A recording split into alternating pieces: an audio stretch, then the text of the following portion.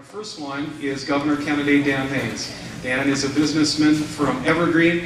He was here with us this summer at the picnic, and Dan has taken the time to join us. He has to get in Castle Rock a little later this morning, and so we're going to ask Dan to speak first. Please welcome Dan Maes.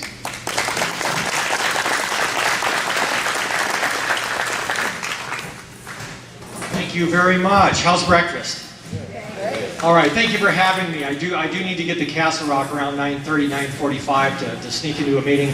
Thank you for being here. What a great group. Who is Dan Maes? That's what a lot of you are asking. Who is this guy and where is he coming from? That's okay. I'm pretty used to it, but we've made a lot of progress. I've met several ladies today. One of them owns a hair shop. Where are you? She said, gosh, I'm hearing great things in my hair salon about you. That means we're making progress if they're gossiping about us in the hair shop, right? I'm not a lawyer, is that okay? Yeah. I'm not a lobbyist, and I'm not a career politician. And someone earlier asked me, and I appreciate this question, she said, how are you going to win? That's what you need to tell these folks. First, we have to talk about Bill Ritter, don't we? I was talking with another gentleman running for sheriff today. Many have said the same thing. I used to work in state government until Bill Ritter showed up. And I could not get out of the state organization fast enough after he showed up.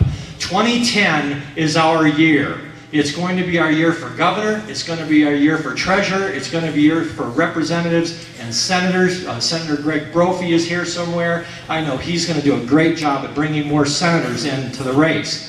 Now, what has Governor Bill Ritter done that we need to change?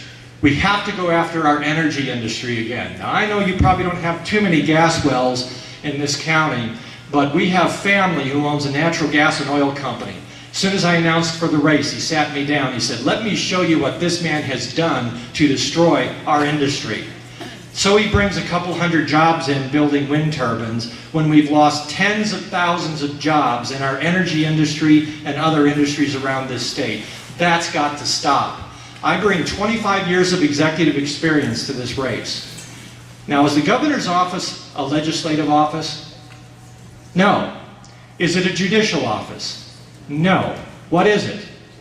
It's an executive office. I think it's time we stopped playing party politics and started putting principles above party, put character above campaign promises, and get someone with the practical executive skills to sit in that office and make the tough decisions that we need to make. And that's what I'm willing to do. Now, there's a movement out there. Anybody been to a Tea Party? Anybody been to maybe a 9/12 project meeting? This is the answer to how Dan Maes is going to win. If you don't see these groups, folks, there are over 100,000 strong in our state of Colorado right now, but you don't see them. For each one that shows up at a tea party, there's 10 more at home taking care of their children, working hard for a living. They don't have the convenience and the riches of traveling off to Denver for half a day to attend parties and attend protests because they're just trying to pay the bills like average Americans do. Those folks are coming up strong. About a week ago, there was a big meeting of these grassroots groups in the state. It was in Colorado Springs. When that meeting was over, I got a phone call. And a gentleman said, do you feel anything growing under your feet? I went, what? He said, it's the grassroots. And they're growing up under your feet right now, and you better be ready to win this race. So we're going to keep progressing through this process. You meet me today, you see me again another day. One of my biggest endorsers is Frida Poundstone. Anybody know Frida? Yeah, a few of you. If you've been around politics at all, whether it's Democrat, unaffiliated, or Republican, Frida Poundstone could petition Satan into heaven if she set her mind to it. Okay? And with someone like Frida working for me, trust me, there's going to be a lot of folks behind the scenes hearing that Dan Maes is the only true conservative in the governor's race. And you don't have to put a contract in front of me to get me to behave like a conservative, because I will do what conservatives are supposed to do. It starts by cutting the size of our government. In the Denver Post, I specifically outlined we will cut the size of government, we reduce spending in certain places, we will get our energy economy coming back strong, we will reach out to small businesses with tax credits that incent them to hire people. By the way, small businesses do include farmers and ranchers in my book, so you deserve to be recognized amongst those small businesses. Then we get our economy strong. Now we can cut taxes. Yes, you heard that. Cut taxes.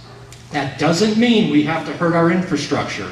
But if we reduce head count at the government, say $500 million a year, with the 4,000 people Governor Ritter hired in the last 3 years, and we say, thank you, you can go home now, we can take the money we save and we can put it towards the roads that I think I heard someone talking about earlier. We can put it towards criminal justice and law enforcement. See, I've done this for 25 years. I've signed both sides of a paycheck since I was 26 years old. A good executive doesn't think twice about what needs to be done, and he doesn't worry about what the politicians are going to say. Folks, I'm not looking for a job in Washington, all right? I want to be your governor. I want to be your governor for 4 years, and I've got what it takes to get the job done. Finally, I will say, we are going to win because I trust you.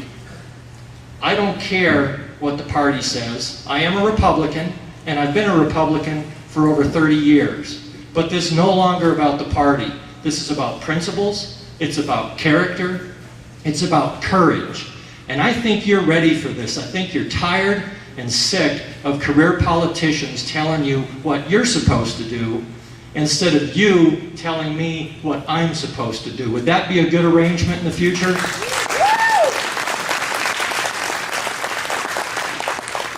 We will win one day at a time. We will keep showing up. We will keep telling our story. The grassroots will grow. They will turn into weeds, and they will choke off old partisan party politics. And someone will ultimately say, I don't know what I like about that guy, but Dan Maes is the right guy for governor. It's about integrity. It's about character. When I say I'm going to do something, Scripture says, let your yes mean yes, and let your no mean no. So I'm not going to tell you what you want to hear all the time, but I will give you a straight answer when you ask me a question. I won't dodge them. I'm asking you to have courage. Some of you are saying, this guy can't do it. He doesn't have the money. He doesn't have the name. You know what? All things are possible if we believe in them. And I will continue to fight this battle, but you must fight with me. Will you have the courage to stand next to me? I've been getting bludgeoned for 30 days behind the scenes by special interests. I've got the courage. Do you have the courage? I ask you to stand up with me. I'm Dan Maes. I'm running for governor. I don't care how big someone's name is, they won't scare me away. I don't care how much money they have, they will not scare me away. I don't care how they try to bully me, they will not scare me away. I am in this, and I am the next governor of Colorado. Thank you very much.